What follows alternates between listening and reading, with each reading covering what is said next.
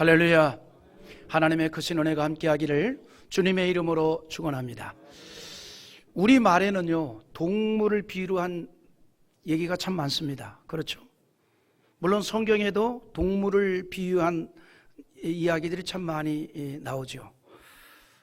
예수님께서 제자들을 전도자로 파송하시면서 말씀할 때에도 비유를 그렇게 들었습니다. 마태복음 10장 16절에 보면 보라, 내가 너희를 보냄이 양을 이리 가운데 보낸 것 같도다. 그러므로 너희는 뱀과 같이 지혜롭고 비둘기같이 순결하라. 뱀도 나오고 비둘기도 나옵니다. 그런가 하면 이사야 38장 14절에도 이런 말씀이 있습니다. 나는 제비같이 핫같이 지적이며 비둘기같이 슬피 울며 내 눈이 쇠하도록 앙망하나이다. 여호와여, 내가 압제를 받사오니 나의 중보가 되옵소서. 이처럼 성경에는요, 동물로 비유한 말씀이 참 많이 나오고 있습니다. 그런데 동물에 대한 이런 말이 있어요. 똑같이 이슬을 먹었는데 양은 우유를 내고 독사는 독을 뿜는다는 말이 있습니다. 같은 상황에서 전혀 다른 결과가 나왔다는 거죠. 같은 상황에서. 또 양과 돼지를 놓고 한 말이 있습니다. 양과 돼지의 차이는, 양은 시궁창에 빠지면 거기서 빠져나오려고 발버둥을 치지만 돼지는 시궁창에서 나오려 하지 않고 거기 그대로 드러누워 뒹군답니다. 이게 차이예요. 에릭 프리면 이런 말을 했습니다. 인간은 희망을 가진 존재다. 뭘 얘기합니까? 혹 내가 이 시궁창, 나도 모르게 시궁창에 던져지게 될지라도 그곳에서 벗어나려고 하는 희망과 의지를 가지고 있는 것이 사람이라는 거죠. 사람은 현실에 안주하지 아니하고 더 나은 것을 향해 나아가고자 하는 것을 하나님께서 그 마음에 심어주었다는 겁니다. 이 사람이에요. 그래서 사람은 희망을 가져야 되고 더 나아가려고 하는 그런 의식을 가져야 됩니다. 그런 가운데 새로운 어떤 역사를 이루어내는 거죠. 그래서 에릭 프림이라는 사람, 이 심리학자 알프레드 애들러라는 사람이 한 말이 있습니다. 인간의 가장 훌륭한 점은 마이너스도 플러스로 바꿀 수 있는 능력을 가졌다. 이게 다른 거예요. 인간의 가장 훌륭한 점은 마이너스 상황도 플러스 상황으로 바꿀 수 있는 그런 능력이 있다는 거예요. 여호와 하나님께서 우리에게 그런 은혜를 주신 거예요. 하나님께서는 우리 인간에게 현실의 어떤 문제를 극복할 수 있는 지혜와 힘을 주셨습니다. 그런데 중요한 게 있어요. 뭐냐면 어떤 문제든지 그것을 극복하기 위해서는 먼저 필요한 것이 있습니다. 뭐냐면 바로 용기입니다. 용기를 가질 때에 어려움도 극복하는 지혜가 생기고 나도 모르는 힘을 얻게 되어진다는 사실입니다. 그래서 용기를 가지고 인생을 살아간다는 것이야말로 참으로 귀한 일입니다. 우리가 무엇을 하든지 우리는 용기를 가져야 됩니다. 용기. 뭐 세상 사람들은 그걸 다른 말로 배짱이라 할 수도 있겠죠. 제가 쓰는 말 있잖아요. 믿음이 없으면 배짱이라도 가져라. 무엇이든지 우리는 부딪혀 보는 거예요. 되든 안 되든 그 속에 무언가를 이루어 나갈 수가 있다는 겁니다.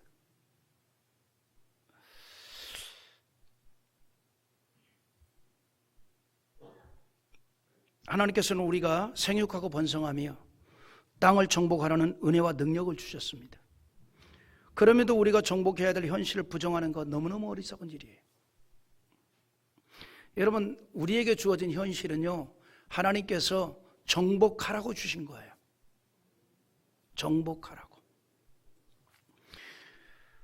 그래서 하나님의 자녀들은 상황 때문에 좌절하거나 심지어 신앙이 변하는 것이 아니라 하나님의 능력을 의지하는 믿음의 용기를 가지고 대처할 수 있어야 된다는 겁니다.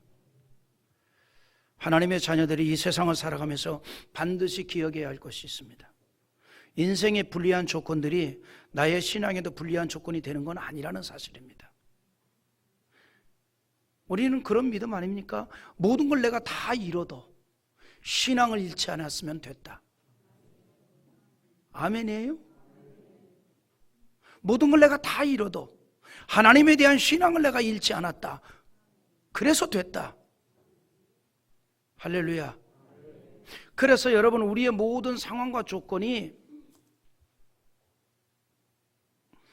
나의 신앙에도 불리한 조건은 아니라는 사실이에요.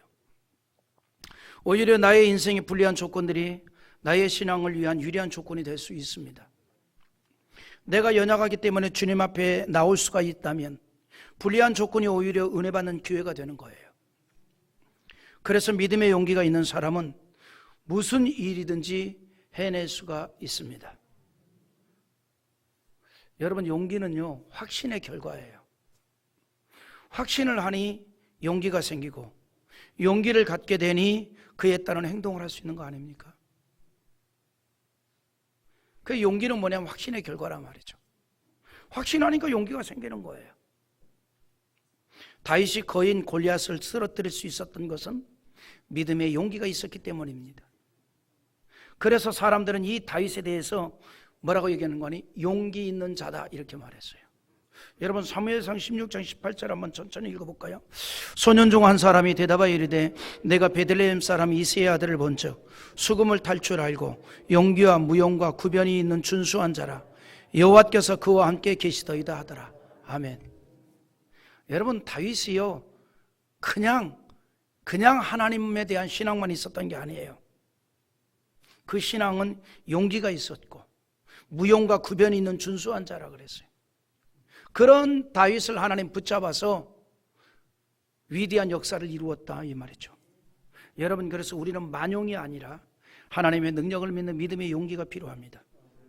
하나님의 능력을 믿고 구원받은 믿음으로 이루어진 용기를 가져야 된다, 이 말이죠. 예루살렘 7 집사 중 한 사람이었던 스데반이 그런 용기가 있는 신앙의 사람이었습니다. 그러므로 사내들인 앞에서도 담대할 수 있었고 자신을 향해서 돌을 던지는 자들을 위해서 기도해 줄 수 있었던 거예요.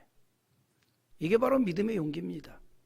사도행전 7장 59절과 60절 한번 읽어볼까요? 그들이 돌로 스데반을 치니 스데반이 부르짖어 이르되 주 예수여 내 영혼을 받으시옵소서 하고 무릎을 꿇고 크게 불러 아뢰되 주여 이 죄를 그들에게 돌리지 마옵소서, 이 말을 하고 자니라. 할렐루야. 이런 게 바로 믿음의 용기예요. 돌에 맞아 죽는 것 자체를 두려워하지 않았습니다. 왜냐하면 영생의 역사가 있기 때문에, 천국의 영광이 있기 때문에, 하늘의 상급이 있다는 걸 알기 때문에, 그걸 확신하기 때문에 진정한 용기가 있었던 거예요. 돌을 던지는 자를 향해서 기도해 줄 수 있었던 겁니다. 그런데 마귀는요, 우리가 믿음의 능력을 보이지 못하도록 용기를 갖지 못하게 하고 포기하게 만듭니다. 뭔가를 자꾸 포기하게 만들어요. 여러분, 간단합니다. 무언가를 하고자 하는 마음을 주신 것은 하나님의 마음이에요. 무언가를 포기하게 만드는 것은 마귀의 마음입니다. 내가 금년에 작정하고 정말 믿음 생활 잘해봐야 되겠다, 신앙생활 잘해봐야 되겠다, 정말 신앙이 올라가고 인생이 올라가는 하나님의 은혜를 입어야 되겠다, 그래서 내가 낮 예배만 나오던 거 내가 오후 예배도 나오고 수요 예배도 나오고 금요기도도 나오고 적어도 일주일에 2번은 새벽 예배도 한번 나와봐야 되겠다. 그러면 마귀도 워밍업을 합니다. 그래, 나도 이 단지를 걸어야 되겠다, 이유와 조건을 자꾸 만들어줘야 되겠다. 오후 예배 못 나가게 만들고 수요 예배 못 나가게 만들고 금요기도 못 나가게 만들고 새벽 예배는 그건 그렇게 꼭 새벽에 나가 기도해야 되느냐. 무조부세하신 하나님, 어디에나 계시는 하나님, 그런 마음을 줘야 되겠다. 마귀도 그렇게 역사해요. 그래서 하나님의 역사는 선한 일에 용기를 갖게 하고 마귀는 그 선한 일에 가진 용기를 포기하게 만드는 거예요. 마귀는 우리가 믿음의 능력을 보이지 못하도록 용기를 갖지 못하게 하고 포기하게 만든다는 사실입니다. 신앙으로 걸어가는 발을 붙잡고 하나님께 가까이 나가지 못하게 방해를 합니다. 때로는 사람을 통해서 방해를 하고 어떤 상황을 통해서 방해를 합니다. 우리의 마음을 약하게 만들고 흔들어서 포기하게 한다는 사실입니다. 하지만 우리는 믿음의 용기를 가지고 일어나야 하고 신앙의 길로 걸어가야 할 줄 믿습니다. 우리가 하나님의 은혜를 받고 축복을 받는 일에는 자존심 문제가 아니에요. 자존심. 여러분, 사람은요, 적당한 자존심도 필요하거든요. 약간의 자존심이 있어야 돼. 프라이드가 있어야죠, 적어도 사람이. 응? 그러나 하나님 앞에서는 자존심이 있으면 안 됩니다. 하나님의 은혜를 받고 축복을 받는 일에는 자존심 문제가 아니에요. 믿음의 용기입니다. 그리고 진정한 믿음의 용기는 때로는 하나님 앞에 나를 낮추는 거예요. 나를 낮추는 거예요. 여러분, 권력자 앞에 나를 낮추는 건 비굴한 거예요.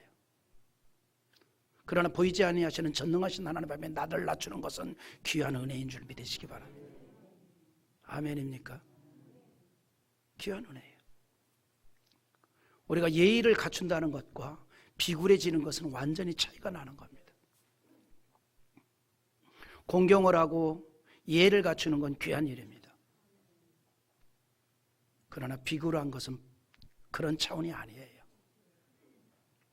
우리는요, 하나님 앞에 낮출 수 있는, 낮아지는 그런 믿음의 용기 있는 자 되기를 원합니다. 간혹 그런 분들 있잖아요. 은혜 받으면 죽는 줄 알고 나 절대로 은혜 안 받을 거예요. 뭔가 모르게 말씀에 감동이 오려고 하면은 이거 무슨 조언이야? 이러면 안 되지 내가. 이러는 사람 천에 안에 만에 안에 있다면 마음을 바꾸시기 바랍니다. 은혜가 되면 은혜도 받으시고 하나님의 감동을 주시면 주 앞에 엎드릴 수 있는 그런 믿음의 삶이 되기를 바라는 겁니다. 이 땅에 오신 예수님이 그거를 보여주었습니다. 진정한 용기는 자신을 낮추는 것이다라는 걸. 여러분, 예수님께서 십자가에 달려 죽기까지 낮아지셨고 그래서 구원의 주가 되셨으며 하늘에 오르셔서 하나님 보좌 우편에 앉으셨습니다. 그래서 성경은 바로 그 예수를 우리가 바라보자는 거예요. 그 말은 그 예수를 우리가 따라가자는 얘기입니다. 히브리서 12장 2절을 우리 한번 같이 읽어봅니다. 믿음의 주요 또 온전하게 하시는 이인 예수를 바라보자. 그는 그 앞에 있는 기쁨을 위하여 십자가를 참으사 부끄러움을 개의치 아니하시더니 하나님 보좌 우편에 앉으셨느니라. 할렐루야. 여러분, 믿음으로 이루어진 낮아짐의 용기는요, 하나님의 은총과 그리고 능력을 체험할 수가 있다는 사실이에요. 낮아짐의 용기는 절대자에 대한 믿음으로 이루어진 용기이기 때문입니다. 가버나움의 백부장이 그랬다는 거 아닙니까? 그는 로마의 주둔군 장교였습니다.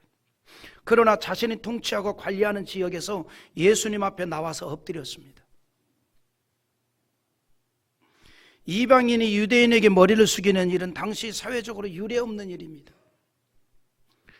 그러나 백부장은 로마의 장교였지만 자신의 신분을 버리고 완전히 자기의 신분을 잊어버린 듯이 예수님께 숙였습니다. 백부장이 이처럼 예수님께 간구할 수 있었던 것은 예수님에 대한 확실한 믿음이 있었기 때문입니다. 백부장은 예수님의 메시아 되심을 믿었습니다. 예수님의 능력을 믿었습니다. 그는 예수님을 자신의 모든 문제를 해결할 수 있는 분이라고 확신하고 있었던 겁니다. 그러기에 그는 전적으로 간청하는 모습으로 나왔습니다.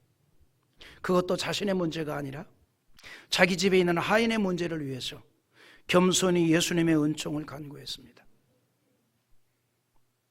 이것이 진정 믿음으로 이루어진 진정한 용기입니다. 여러분, 우리가 신앙생활하면서 주 앞에 이런 믿음의 용기가 필요합니다. 나를 전능하신 하나님 앞에 계속 낮추는 거죠. 하나님의 은혜 외에는 내가 존재할 수 없다는 걸 고백하는 겁니다. 우리는 오늘 말씀을 통해서도 이처럼 주를 향한 믿음으로 이루어진 진정한 용기를 우리가 보게 됩니다. 오늘 본문에 한 여인이 등장을 해요. 그에 대해 소개하기를 스로보니게 족속 헬라인이라 이렇게 표현합니다. 그런데 이 여인에 대해서 마태복음 15장에서도 똑같이 등장을 하는데 이렇게 말합니다. 가나안 여인이다 이렇게 소개합니다. 같은 의미거든요. 이 가나안은 이스라엘과 좋은 관계가 아니에요. 이스라엘과 경계를 하고 있었지만 항상 원수적인 관계를 이루었던 지역입니다. 그리고 예수님은 육신적으로는 유대 사람이 이스라엘 사람입니다. 그런데 가나안 여인이 예수님에게 도움을 요청합니다. 중요한 사실은 이 여인은 비록 이방인이지만 예수님에 대한 분명한 믿음이 있었다는 사실입니다. 예수님에 대한 분명한 믿음. 그러므로 예수님께 나올 수 없는 조건으로 인하여 머뭇거리지 아니하고 예수님께 나와서 무릎을 꿇었어요. 우리 25절 읽어봅니다. 이에 더러운 귀신 들린 어린 딸을 둔 한 여자가 예수의 소문을 듣고 곧 와서 그 발 아래 엎드리니. 할렐루야. 여기 뭐라 그랬어요? 그 발 아래 엎드렸다 그랬어요. 이 말의 의미는 경배했다 이 말이에요. 여기 그 발 아래 엎드렸다는 말의 이 영어적 의미가 워십입니다. 워십, 경배했다 이 말. 예배를 드렸다 이 말이에요. 그런 예수님께 나와서 경배를 했습니다. 자신의 모든 존재를 낮추고 주님을 높였다는 사실이죠. 우리가 예배가 그런 의미입니다. 예배는 나를 낮추고 주님을 높이는 시간이에요. 그래서 주께로부터 주시는 은혜를 받는 시간입니다. 그게 예배예요. 그래서 우리가 주 앞에 예배를 드리러 나갈 때는 나라는 존재를 내려놓는 겁니다. 주 앞에 겸손히 엎드리는 거예요. 그게 예배입니다. 우리는 그런 정신으로 예배를 드리며 순서 속에 참여하는 거예요. 찬양하고 기도하고 말씀을 믿음으로 받고 그런 가운데 하늘의 신령한 은혜가 그리고 나의 이 문제가 해결되는 축복을 경험하게 될 줄 믿습니다. 이 여인이 지금 주 앞에 나와서 그렇게 했다는 얘기입니다. 예수님을 경배했어요. 예배를 드린 겁니다. 자기의 모든 존재를 낮추고 주님을 높였습니다.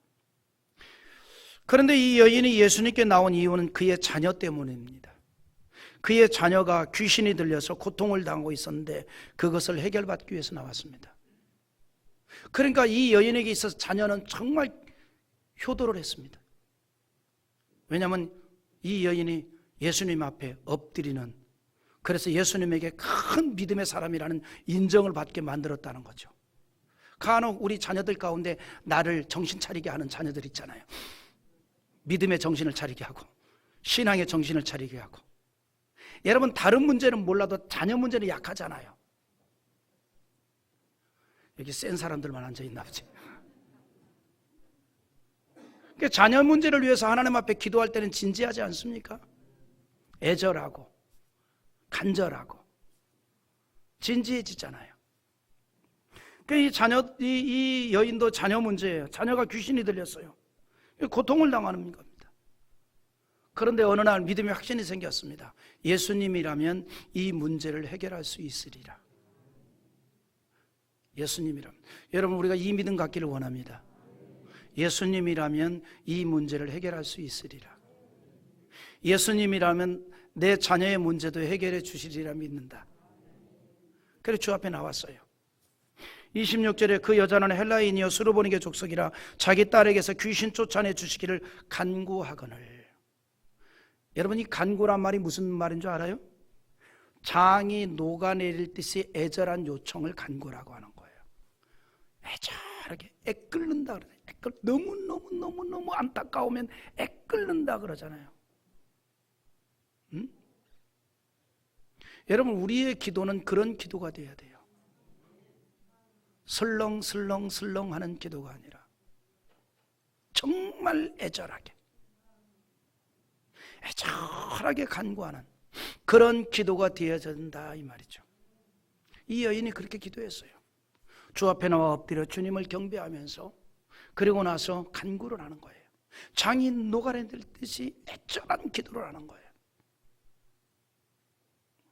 그런데 그렇게 간절하게 요청하는 여인의 기도와는 달리 예수님의 반응이 매우 냉담합니다.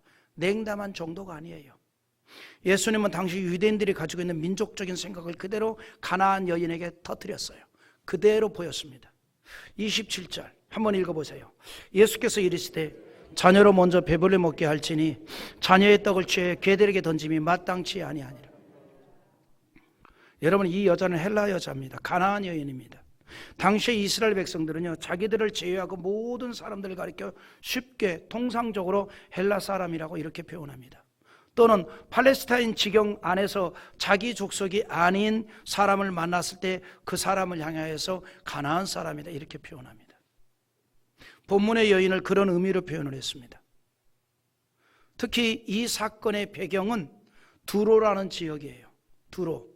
27절, 24절에 보면 예수께서 일어나서 거기를 떠나 두로 지방으로 가서 한 집에 들어가 아무도 모르게 하시니 하나 숨길 수 없더라 그랬습니다.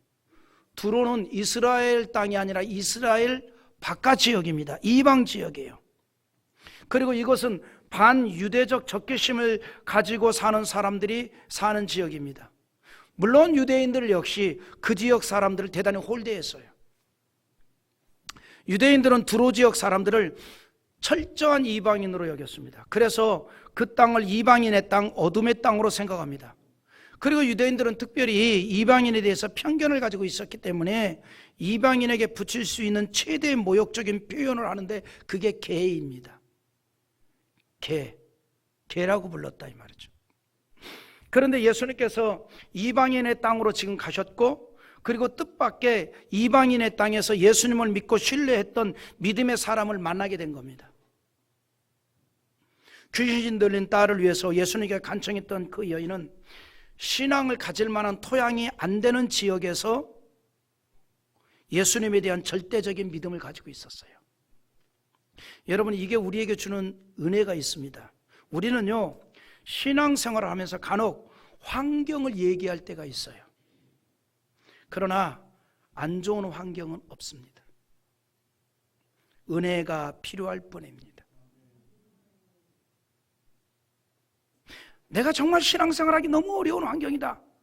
아니요. 환경의 문제가 아니라 은혜의 문제입니다. 은혜만 필요할 뿐입니다. 은혜가 있으면 얼마든지 주를 향한 신앙을 가지게 되는 줄 믿습니다. 은혜만 있으면 주를 향한 신앙을 가지게 된다는 거죠. 뉴욕에 가면 할렘가에 노숙자들이 굉장히 많아요. 근데 지금은요, 한국 노숙자들은 신사합니다. 깨끗해요. 뉴욕의 할렘가의 노숙자들 보면 진짜 막 냄새도 많이 나고 그 사람들은 수염도 복잡하게 짝이 없잖아요. 안 깎으면요, 사람인지 사자인지 헷갈릴 때가 많아요. 그런데 그 한국인 목사님들 가운데 그분들에게 선교하는 분들이 있습니다. 빵을 주면서 선교를 해요. 기도를 해요. 빵을 주면서. 한국인 목사가 그런 그 다국적 노숙자들에게 빵을 주면서 해요. 정말 그 지역에 마약에 취해 있고 그 중독자들이 거의 대부분이 중독자들입니다. 중요한 것은 그 속에서도 은혜를 받으면 변화가 된다는 거죠. 그 속에서 예수를 영접하고 은혜를 받고 하나님의 자녀가 되어서 하나님의 사람으로 완전히 바뀌어서 목회자가 된 사람이 있어요. 나는 할렘가 노숙자 출신입니다. 이것이 바로 하나님의 은혜입니다. 그래서 우리가 신앙생활하면서 간혹 환경을 얘기하는데, 여러분, 은혜가 있으면 얼마든지 주를 향한 신앙을 가지게 됩니다. 은혜만 받으면. 예수님께 나왔던 여인이 그랬습니다. 믿음의 조상 아브라함도 마찬가지 아닙니까? 아브라함의 고향은 우상을 만들어서 파는 사람들이 살고 있었고 그의 부친은 그들의 족장입니다. 아브라함의 아버지가 대단한 분이 아니에요. 우상을 만들어 파는 사람들의 우두머리라 이 말입니다. 하지만 그곳에서 아브라함은 하나님에 대한 믿음을 가졌고 믿음의 조상으로 부름받았습니다. 물론 아브라함이 단번에 믿음의 조상이 된 건 아니지요. 그는 여러 번에 걸쳐서 신앙적 테스트를 받았고 결국은 하나님에게 인정을 받았습니다. 오늘 본문의 여인도 아주 짧은 시간이지만 예수님으로부터 테스트를 받았습니다. 예수님께서는 그의 간절한 청원을 외면을 합니다. 외면만 한 것이 아니라 거절을 하되 모욕에 가까운 거절을 합니다. 뭐라고 얘기합니까? 예수님께서 자녀의 떡을 취하여 개들에게 던지며 마땅치 아니하니라. 이 말은 예수님께 도움을 요청하러 온 여인에게 당신에게 줄 떡이 있으면 차라리 개에게 주는 게 낫다는 말이거든요. 이 말을 바꿔서 말하면 무슨 말이에요? 개만 또 못하다는 얘기예요. 누가? 예수님이. 야, 예수님도 이렇게 말할 때가 있구나.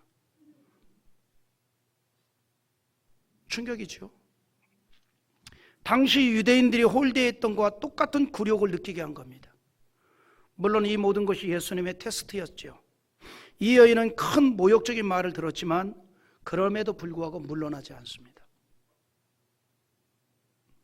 줄기차게 예수님에게 은총을 호소합니다. 예수님 외에는 어떤 길도 없다는 절박한 믿음으로 도움을 요청하였습니다.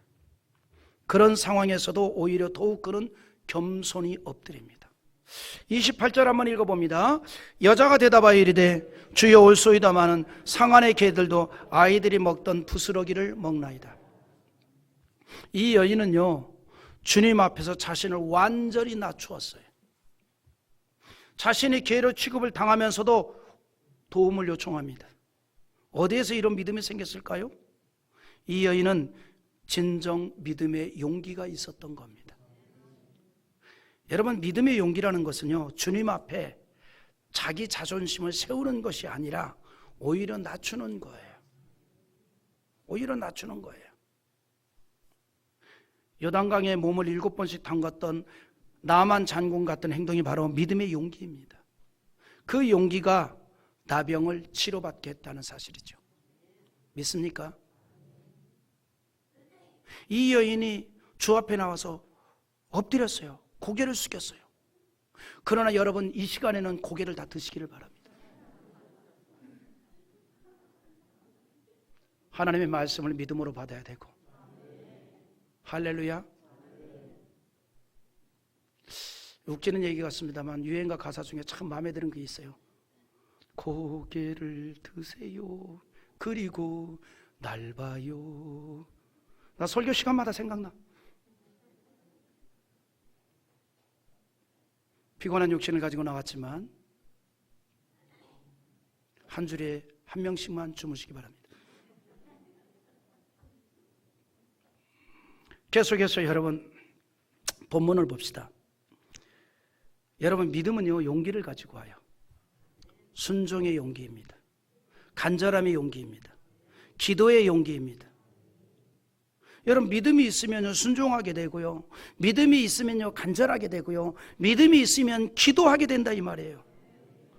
예수님께 나와서 은총을 간구했던 이 여인은요, 믿음의 용기를 보여주고 있습니다. 지금 이 여인에게는 자신의 존재는 없어요. 오직 귀신들로 고통을 당하는 딸에 대한 사랑만 있었고 예수님에 대한 절대적인 믿음만 있었던 사실입니다. 믿음이란 바로 이런 거죠. 믿음이라는 것이 뭔 말입니까? 기대한다, 의지한다는 의미가 담겨 있잖아요. 우리가 주님의 능력을 믿는다는 것은 기대한다는 거예요. 기대하였기에 쉽게 포기하지 않습니다. 예수님에 대한 큰 믿음을 가지고 있기에 포기하지 아니하고 기대하고 간구하는 거예요. 예수님이 이런 말씀을 합니다. 겨자씨만한 믿음이 있어도 큰 산을 옮길 수 있다 그랬습니다. 무슨 얘기일까요? 예수님은 우리에게 그토록 믿음을 기대하고 계신 겁니다. 아주 겨자씨만한 믿음이라도 가져야 할 걸 말하고 있는 거예요. 너희에게 겨자씨만한 믿음이라도 있으면 태산을 옮긴다고 했듯이 우리에게 지금 주님이 요구하는 건 그 겨자씨만한 믿음이라도 가지고 있어야 할지니 그래요. 그럴 때 하나님의 은혜를 입게 되는 줄 믿습니다. 그런데 오늘 본문의 이 여인은 예수님에게 겨자씨만한 믿음의 소유자가 아니라 큰 믿음의 소유자로 인정을 받습니다. 예수님으로부터 큰 믿음을 가졌다라는 칭찬을 듣게 됩니다. 그 여인이 예수님에게 이런 말을 합니다. 상 안의 개들도 아이들이 먹던 부스러기를 먹나이다. 그러면서 예수님에게 부스러기 은혜라도 허락하여 달라고 간청을 하고 있습니다. 부스러기 은총을 베풀어서, 그래서 내 딸이 고침을 받을 수 있다면, 내 딸이 새 인생을 살 수가 있다면 그 부스러기 은혜라도 베풀어 주세요라고 하는 그런 간절함이 있었다는 거죠. 그런데 부스러기 은혜를 구하며 예수님 앞에 나왔던 이 여인은 부스러기 은혜가 아니라 큰 은혜를 경험합니다. 예수님은 이 여인이 가졌던 믿음이야말로 큰 믿음이라고 칭찬을 합니다. 여러분, 오늘 말씀과 동일한 내용이 마태복음 15장에 있는데, 마태복음 15장 28절에 이런 말씀을 합니다. 한번 다 같이 읽어봅니다. 이에 예수께서 대답하여 이르시되 여자여 내 믿음이 크도다, 내 소원대로 되리라 하시니 그때로부터 그의 딸이 나으니라.